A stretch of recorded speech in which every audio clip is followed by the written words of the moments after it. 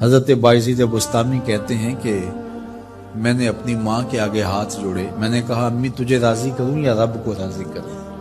تو اپنے حق مجھے معاف کر دے، اللہ کو میں راضی کر لیتا ہوں۔ ماں نے کہا جاؤ پتر میں اجازت دیتی ہوں۔ گئے جنگلوں میں، ذکر و فکر میں لگے رہے، تنہائی میں اس کو یاد کرتے رہے، دن رات ذکر کے چراغ روشن رکھے۔ 12 سال گزر گئے حق کی تلاش میں۔ ایک دن واپس بستام کے قریب سے گزر رہے تھے، خیال آیا چلتے چلتے ماں کو سلام کر جاؤں۔ دروازے کو دستک دینے لگے تو اس خیال نے ہاتھ روک لیا کہ ساری زندگی ماں کو سکھ تو دیا کوئی نہیں، اب دکھ بھی کیوں دینے لگے۔ رات کا ایک پہر بیت گیا ہے، سردیوں کی لمبی رات ہے، ماں بستر میں لیٹی ہوگی، تیرے لیے اٹھے گی، دروازہ کھولے گی۔ دروازے کے ساتھ ہی لگ کے بیٹھ گئے اور ساری رات کاٹ دی، اس خیال سے کہ ماں کو تکلیف نہ ہو۔ جب سحری کا وقت ہوا تو اندر سے جو نالی آتی تھی اس نالی سے پانی آیا، سمجھ گئے میری ماں تہجد کے لیے اٹھی ہے اور وضو کا پانی ہے، تو فوراً دروازے پہ دستک دی۔ اندر سے آواز آئی بیٹا بایزید میں ابھی آئی۔ مائیں بیٹوں کے دستک کے انداز سے جان لیتی ہیں یہ کس بیٹے کے ہاتھوں کا لمس ہے۔ 12 سال کے بعد آئے، دستک دی، کہا بیٹا بایزید میں ابھی آئی۔ ماں کی تو نگاہیں ہی دروازے پہ رہتی ہیں۔ اللہ اکبر۔ کہتے ہیں کہ ماں نے دروازہ کھولا، 12 سال جنگلوں کی خاک چھانتے بیت گئی تھی، پراگندہ صورت، بکھرے ہوئے بال، پھٹے ہوئے کپڑے۔ میری ماں کی جب نگاہ میرے پہ پڑی تو اس کی چشمان سے موٹے موٹے آنسو ٹپکنے لگے، اور اس نے ایسے ہاتھ پھیلا کے کہا مالک میرا بیٹا بایزید تیری طلب میں نکلا تھا، تو نے ابھی تک اسے اپنا قرب نہیں دیا۔ حضرت بایزید بستامی کہتے ہیں 12 سال کی ریاستوں سے جو کچھ نہیں ملا تھا ماں کے اٹھے ہوئے ہاتھوں سے مل گیا۔ میں نے کہا مالک میں تجھے کہاں ڈھونڈ رہا ہوں، تو کہاں موجود ہے؟ تو ماں باپ کی رضا اللہ کی رضا کا دروازہ کھولتی ہے۔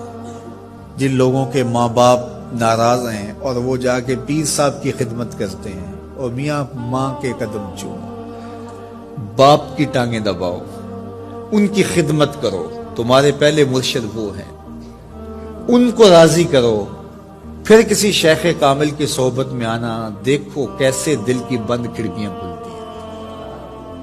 ایک مرشد تو ناراض کر آئے اور دوسرے مرشد سے تمہیں کیا ملے گا؟ تو راستہ یہیں سے کھلے گا۔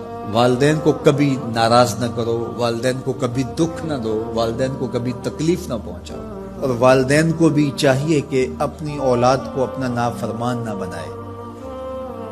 ایک بزرگ فرماتے ہیں کہ مجھے برابر 30 سال ہو گئے ہیں کہ میں اپنی اولاد کو کوئی حکم ہی نہیں دیا، کوئی حکم نہیں دیا۔ کوئی چیز مجھے چاہیے بھی ہوتی ہے تو میں بصیغہ امر نہیں کہتا، بلکہ ایسے ہی بات کرتا ہوں۔ پانی چاہیے تو یہ نہیں کہتا بیٹا پانی لے کر آؤ، میں ویسے کہتا ہوں پیاس لگی ہوئی ہے، تو اگر وہ سمجھ جائے اور وہ خود لے آئے تو اچھی بات ہے، لیکن اگر وہ نہ لائے تو میں نے اس کو حکم ہی نہیں دیا، امر ہی نہیں کیا، تو اس امر کی مخالفت ہی لازم نہیں آئے گی۔ تو کہا 30 سال برابر گزر گئے ہیں، میں نے اپنی اولاد کو حکم نہیں دیا کہ کہیں وہ میری نافرمان نہ ہو جائے، کیونکہ اگر وہ نافرمان ہو گئی پلے کچھ نہیں رہے گا۔ جو اولاد ماں باپ کی نافرمان ہوتی ہے وہ ہوا میں بھی اڑیں، وہ چرخ پہ بھی جھولیں، وہ زمین پہ گرنے والی ہوتی ہیں، کبھی کامیاب نہیں ہو سکتی وہ اولادیں جو ماں باپ کی گستاخ، بے ادب اور نافرمان ہوتی ہیں۔ وہی اولادیں سرخرو، کامیاب اور کامگار اور بامراد ہوتی ہیں جو ماں باپ کی خدمت کرتی ہیں، ماں باپ کی دعائیں لیتی ہیں۔ وہ ایک بچہ ماں باپ کے پاؤں دبا رہا تھا، تو ایک بچہ ایک بر اعظم میں، دوسرا دوسرے بر اعظم میں، تیسرا تیسرے بر اعظم میں بڑے بڑے کاروبار کر رہا تھا۔